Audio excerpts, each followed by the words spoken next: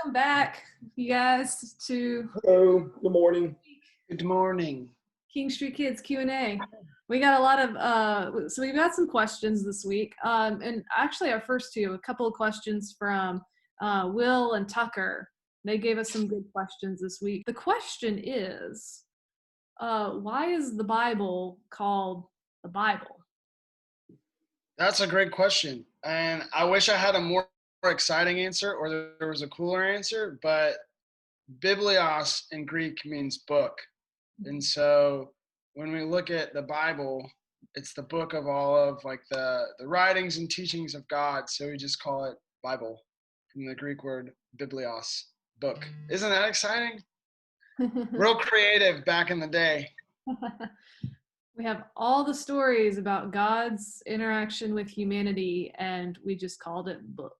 But at least I will say, at least we kind of made an English word out of the Greek word instead of just saying book. Because can you imagine?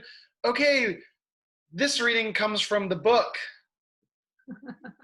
So our next question is, all right, so this is an architecture question, and I don't know, we might get some feedback from the architects in our congregation.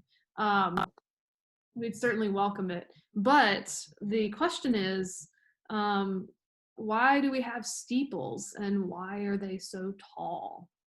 Well, so the church traditionally has been the center of the village, the town, and so it's set apart. Its architecture is set apart, so it can be distinguished as a high point, excuse me, in the town.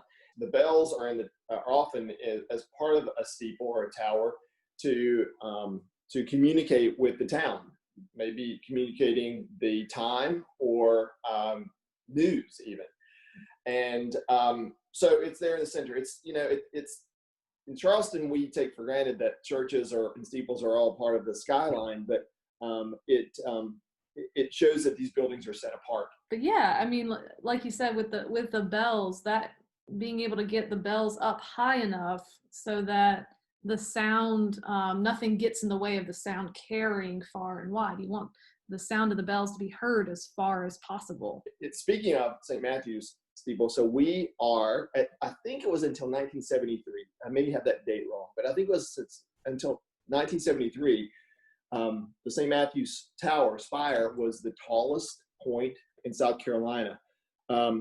And now, this is a kind of piece of trivia, that there's a city ordinance that nothing can be built taller than the St. Matthew's spire, which is about, I think, 257 feet. That's a good question.